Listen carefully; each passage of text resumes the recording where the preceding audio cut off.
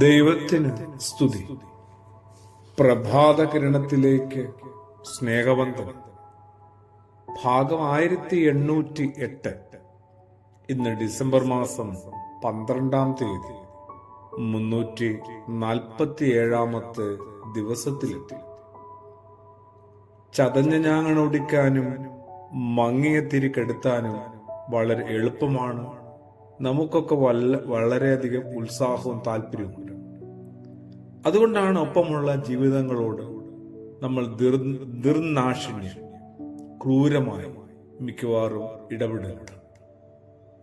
മറ്റുള്ളവരെ വാക്കുകൾ കൊണ്ട് നമ്മൾ പരിക്കേൽപ്പിക്കുന്നു.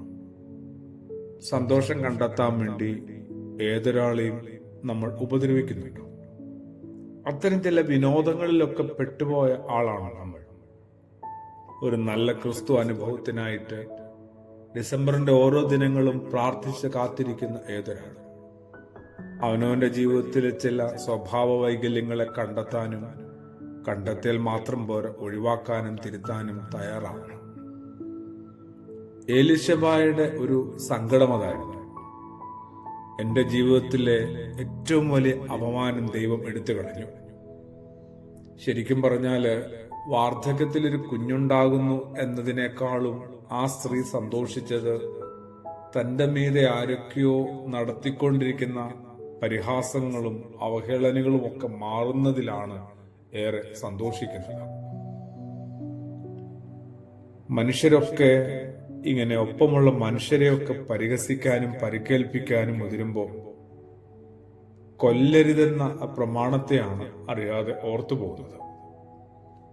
കൊന്നിട്ടില്ലായിരിക്കാം ഇതുവരെയും ആരെയും ആ ഒരു അർത്ഥത്തില്, അക്ഷരാർത്ഥത്തില്.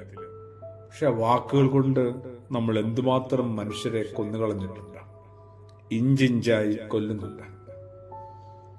ക്രിസ്തുവേശുവിന്റെ ഒരു ഓർമ്മപ്പെടുത്തലുണ്ട് വിശുദ്ധനായ മത്തായി ശ്ലീഹായുടെ സുവിശേഷം 12-ാം അധ്യായത്തിൽ. അമ്മയുടെ ഉള്ളം മുതല് അവസാന ശ്വാസം വരെ പരിഹാസങ്ങൾക്ക് വിധേയനായ മനുഷ്യപുത്രൻ ഉള്ളുനൊന്ന് പറഞ്ഞതാണ് ഇത്.